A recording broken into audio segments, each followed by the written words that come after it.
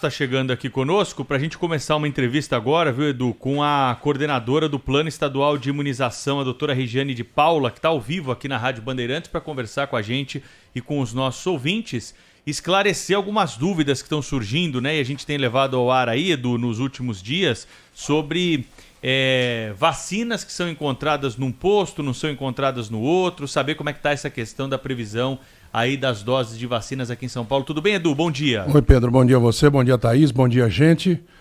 Já vou dar bom dia também à doutora Regiane de Paula. Bom dia, doutora Regiane. Bom dia, Pedro. Bom dia, Eduardo. Bom dia, Thaís. Muito bom estar conversando com vocês. A gente tem sentido aí nos últimos dias, na verdade nas últimas semanas, né,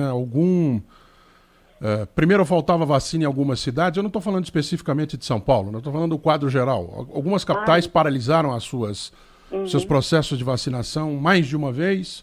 Alguns deixaram de vacinar na primeira dose, só estavam atendendo a segunda. Outros não atendem a segunda, está atrasando.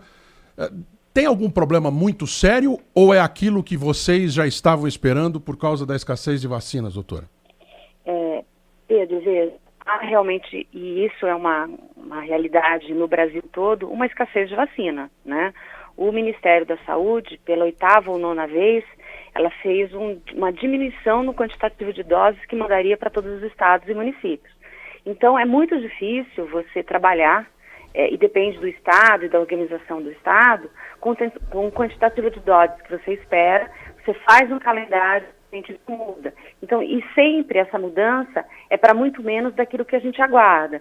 Então, há um impacto, claro, e a gente compreende muito bem isso, porque a gente vivencia isso no nosso dia a dia.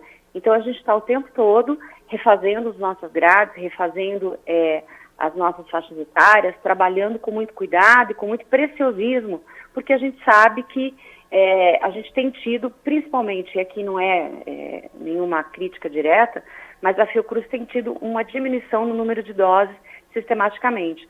O que acontece é que hoje, de fato, no Brasil, nós temos 2 vacinas para vacinar todos os brasileiros. Precisamos de mais vacinas. Enquanto isso não acontecer, fica muito difícil a gente evoluir da forma com que a gente poderia, como, por exemplo, no estado de São Paulo. O estado de São Paulo, Pedro, poderia vacinar mais de 1 milhão de pessoas por dia se eu tivesse vacinas. Doutora Regiane, o Pedro, eu queria perguntar para a senhora o seguinte: nós temos alguma mudança na estratégia de vacinação em São Paulo por conta da falta de vacinas? Alguma coisa que estava acontecendo teve de ser alterada pelo número menor de doses? Até o momento, no estado de São Paulo, não. Então, eu, quando vou anunciar os novos grupos e novos públicos-alvos, eu deixo sempre claro que a gente depende da vacina da Fiocruz. Até o momento, a gente está conseguindo manter o cronograma com a vacina da Fiocruz, sem problema. Se houver problemas, a população, principalmente para iniciar novas faixas etárias, elas serão informadas, mas a gente está conseguindo manter um cronograma, até porque a gente está trabalhando, diferente de outros estados, com faixas etárias restritas. Eu não abro uma faixa etária sem que eu possa completar 100% daquela população. Então, o que eu estou dizendo? Que enquanto hoje eu estou vacinando 65 anos, eu tenho estados que estão vacinando 60, abaixo de 59, e é difícil você mensurar isso. Claro que o estado de São Paulo é aquele que tem uma população muito maior, mas mesmo assim é proporcional o envio de doses do Ministério da Saúde.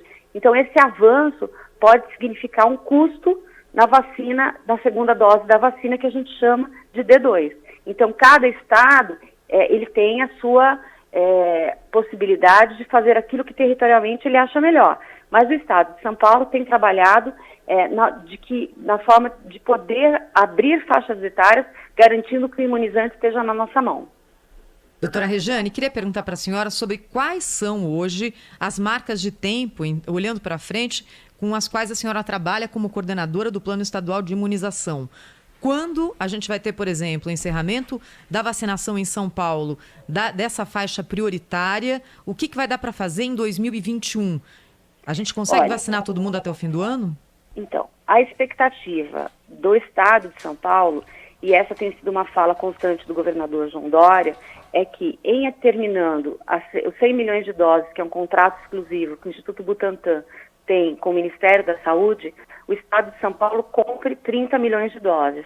Isso acontecendo, e a gente tem a certeza que espera que isso aconteça, nós esperamos até o final do ano vacinar toda a população elegível, que é a população acima de 18 anos. Então a gente tem trabalhado para que a gente possa, até o final de 2021, conseguir vacinar toda a população no estado de São Paulo, que é elegível a tomar a vacina da Covid-19. Doutora Regiane, ontem nós trouxemos aqui uma palavra do ministro da Saúde, Queiroga, repetindo mais ou menos a linha que tinha sido adotada antes pelo ministro Pazuello. O ministro Pazuello disse lá atrás, vocês estão com muita pressa. Por que tanta pressa? Ele usou essa expressão. Ontem a gente ouviu aqui no Jornal da Bandeirante o ministro da Saúde atual dizendo que é preciso ter um pouco mais de paciência, um pouco menos de ansiedade com relação à quantidade de doses. E eu dei um pulo dessa altura na cadeira porque eu tenho 46, no final do ano terei 47 anos. Eu não consigo saber que dia que eu vou tomar minha vacina. Não consigo, porque cada hora se altera essa previsão. Eu estou certo de estar chateado ou o ministro está certo de pedir paciência? Não, eu acho que toda a população está correta e a gente percebe isso cada vez que o estado de São Paulo abre uma nova faixa etária. Veja, a gente está numa pandemia mundial. Como é que o Brasil pode esperar ainda mais com o número de casos que nós estamos tendo, o número de óbitos que nós estamos tendo? Então, é impossível a gente pensar em paciência. Podemos ter paciência, nós temos que ter de urgência. Esse é o senso que o ministro deveria ter. Precisamos de mais vacinas. Nós não podemos ficar aqui e a população não pode esperar que o número de casos cresça, o número de internações cresça, a pressão dos hospitais é grande. Toda vez que a gente tem um aumento no número de casos, um aumento no número de internações, é necessário que a gente tenha restrições. A população também já está precisando de mais, de uma forma muito clara, de um aceno de que ela terá vacina e que, claro, a gente não voltará a uma vida normal, mas a gente terá pelo menos que começar e reatar com a economia. A gente precisa de comida no prato. Então, assim, a vacina significa esperança. A vacina no braço é esperança. Então, assim, esse não é o momento de paciência. Esse é o momento de guerra e de todos nós, estados, municípios e o Ministério da Saúde, trabalhar fortemente para que a gente tenha mais vacinas. Aqui no Jornal Gente da Rádio Bandeirantes, nós estamos conversando com a doutora Regiane de Paula, né, que é coordenadora do Plano Estadual de Imunização, né? A dúvida que muita gente tem, né, essa que o Eduardo trouxe certamente é a principal, mas é de que outras pessoas possam estar vindo para São Paulo para tomar essa vacina, né? Porque sabem que aqui nós temos já talvez a faixa etária delas, ou porque estão aqui em São Paulo por algum outro motivo. Essa migração, né, de pessoas aqui para a capital paulista e também para outras cidades importantes do estado, pode de alguma forma justificar a ausência de doses em um ou outro posto? Qual que é a explicação que se tem para essa reengenharia que foi feita em São Paulo, por exemplo, que não está mais aplicando a segunda dose nos drive-thrus da cidade? Então, não aplicar, vamos lá, são duas perguntas que vamos separar aqui, eu vou começar pela última, tá? Então, assim, não aplicar a segunda dose em drive-thrus no município de São Paulo é uma estratégia do município, uma estratégia de território. Até porque hoje você tem, fazendo a segunda dose, uma parte dos trabalhadores de saúde com a vacina da Fiocruz e uma parte com Butantan. Então, quando você está no drive-thru e você tem muita gente sendo vacinado, você prioriza drive-thru fazer D1, ou seja, a primeira dose de uma vacina que hoje é a AstraZeneca, que está Fiocruz no território. E a D2 você faz nas unidades básicas de saúde, até para você não ter cruzamento de doses. Então essa é uma estratégia que os municípios utilizam exatamente para que haja a correta vacinação para públicos-alvos. Doutora Regiane, deixa eu só lhe perguntar uma coisa sobre isso, claro, até para esclarecer para o nosso ouvinte. Quando o drive-thru foi colocado, ele foi apresentado como uma forma também de ajudar a população idosa, muitos dos idosos com dificuldade de locomoção, a ter acesso à vacina. A vacinação começou lá na faixa dos 100 anos, né? E foi caindo agora. Muita gente que tomou essa vacina lá atrás, em fevereiro, e se tomou AstraZeneca, vai tomar a segunda dose agora. Essa pessoa hoje não consegue usar o drive-thru, ela tem que andar até um posto de saúde. Por que isso está acontecendo, doutora Regiane? Essa explicação já nos foi dada aqui em outros momentos, mas essa questão da locomoção nunca é colocada. Por quê, hein? Thaís, vamos lá. Esse idoso que você está colocando, que tem essa dificuldade de locomoção e de tomar a D2, na verdade, ele já tomou a D2 dele e não é com a AstraZeneca, é com a Coronavac, né? Nós começamos a trabalhar com a AstraZeneca com os trabalhadores de saúde e uma população mais jovem. Não necessariamente, doutora Regina. Muitos idosos tomaram a primeira dose da AstraZeneca. Nós temos aqui relatos dos nossos ouvintes, e eu tenho até relatos da minha família também. Todos tomaram a AstraZeneca em fevereiro. Mas uma população não tão idosa como a que nós iniciamos com 99 e fomos baixando a faixa etária, né?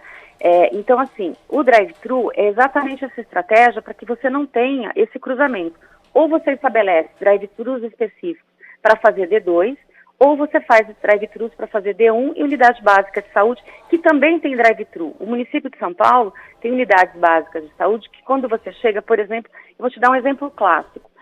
Na unidade do Butantan, que está ao lado do Instituto Butantan, você chega e você pode receber a vacina ou de forma chegando até a unidade de carro ou para o drive-thru, você tomar a segunda dose. Então, a estratégia é do município. E para que não haja esse cruzamento, cada município, Thaís, ele vai usar a melhor estratégia. Claro que o município de São Paulo é muito grande e ele tem essa possibilidade de trabalhar dessa maneira. Mas a gente precisa avaliar caso a caso e ver o que está acontecendo. Só para a gente finalizar, a senhora ia falar da migração de pessoas aqui para São Paulo para tomar vacina, né? Isso. A gente está no Sistema Único de Saúde, isso pode acontecer. Muitos municípios têm solicitado que as pessoas levem seu comprovante de residência, isso é critério do município, mas o Sistema Único de Saúde permite que as pessoas tomem a vacina. Eu estava viajando, eu estava em outro local, vim a trabalho para São Paulo, estou no prazo de tomar a minha vacina e nós ofertamos de forma, pelo Sistema Único de Saúde, essa vacina. Então, o que a gente percebe é que essa invasão de território, ela não tem sido tão grande. Um pouco mais, talvez, no município de São Paulo, claro, porque o município de São Paulo acolhe, tem na região metropolitana de São Paulo, muitas cidades que a gente chama de dormitório, as pessoas trabalham aqui, mas mesmo assim a gente ainda não percebe isso como sendo algo tão intenso e que possa comprometer a segunda dose da vacina. É isso aí. Bom, tem muita gente que não entende, né? Tem muita gente que está questionando a gente aqui justamente por isso, né? Se o drive-thru é justamente para evitar, né, que o idoso saia, vá a uma unidade de saúde, a doutora Regiane está trazendo aí a explicação por que houve essa mudança, né? Sempre importante você ficar ouvindo a Rádio Bandeirantes aqui para ir se atualizando com essas informações, porque a coisa é cíclica mesmo e ela vai mudando. Doutora Regiane, obrigado pela entrevista aqui para o Jornal Gente da Rádio Bandeirantes. Até uma próxima. Até uma próxima. Muito obrigada. Bom dia a todos. Rede Bandeirantes de Rádio.